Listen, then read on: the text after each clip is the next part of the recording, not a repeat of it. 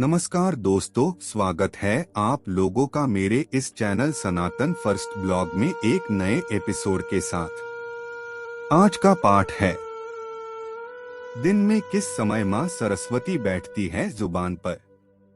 हम अक्सर अपने बड़े बुजुर्गों के मुंह से सुनते हैं कि हमें हमेशा शुभ और सकारात्मक बातें करनी चाहिए।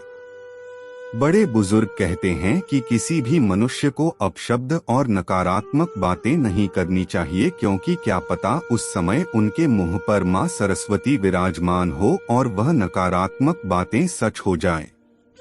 तो सच में है क्या ऐसा होता है? यदि होता है तो किस समय माता सरस्वती हमारी जुबान पर आसीन होती है?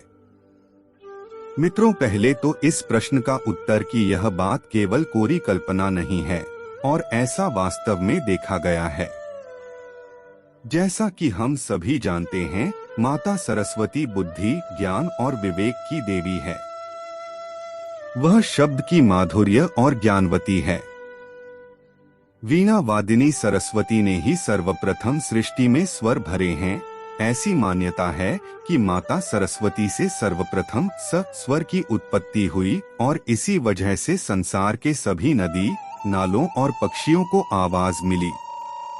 यह भी बेहद लोकप्रिय मान्यता है कि पूरे एक दिन यानी 24 घंटे में एक समय ऐसा आता है जब प्रत्येक मनुष्य के जुबान पर माता सरस्वती स्वयं आसीन होती है।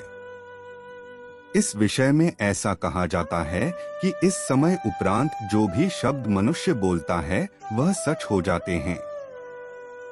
सनातन धर्म में मां सरस्वती को वीणा की देवी कहा जाता है और यह भी कहा जाता है, शास्त्रों के मुताबिक मां सरस्वती विद्या, बुद्धि, ज्ञान व विवेक की अधिष्ठात्री देवी हैं।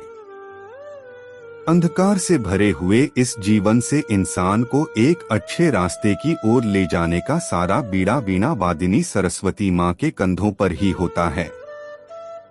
मित्रों, धर्म पुराणों के अनुसार रात्रि के 3:10 से 3:15 के 5 मिनट यह ऐसे होते हैं जो प्रत्येक मनुष्य की जुबान पर माता सरस्वती स्वयं होती है।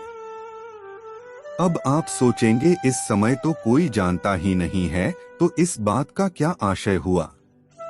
लेकिन मित्रों, ऐसा नहीं है कि इस समय दौरान कोई भी नहीं जागता है। यह वह चरम सीमा समय है जब हमें किसी भी परिस्थिति में किसी प्रकार के अपशब्द या नकारात्मक बातों का वर्णन नहीं करना है।